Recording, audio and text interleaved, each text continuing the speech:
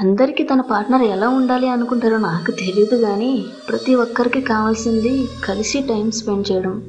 Health బాగోకపోతే tablets వేసుకోవాలని చెప్పడం కాకుండా తన దగ్గరికి వెళ్ళి సేవలు చేయడం చాలా బాగుంటుంది కదా. తనకైనా నాకైనా సిచ్యువేషన్ బాగున్నప్పుడు ఒకరికి ఒకరు సపోర్ట్ చేసుకొని ముందుకు వెళ్ళటం. మేము కలిసి బ్రతకడానికి ఎన్ని బ్యాడ్ సిచ్యువేషన్స్ ఎదురైనా చెయ్యి వదలకుండా నిలబడటం. తను ఎర్లీ మార్నింగ్ తలస్నానం చేసి వచ్చి సారీ కట్టుకొని కిచెన్లో వంట చేస్తున్నప్పుడు వెళ్ళి రొమాన్స్ చేస్తూ ఉంటుంది. పండగలు వచ్చినప్పుడు తన చేతులకి గోరింటాకు పెట్టి అదే టైంలో తనకి తినిపిస్తున్నప్పుడు వచ్చే ఫీలింగ్ వేరే లెవెల్ కదా. తను అడిగింది నో అనకుండా ఇచ్చినప్పుడు తను పెట్టే ఫోర్ హెడ్ కిస్ ఉంటుంది చూడండి, అదిరిపోద్ది. మాటల్లో కాకుండా చేతల్లో ఎంత ప్రేమించుకుంటున్నామో చూపించాలి కదా.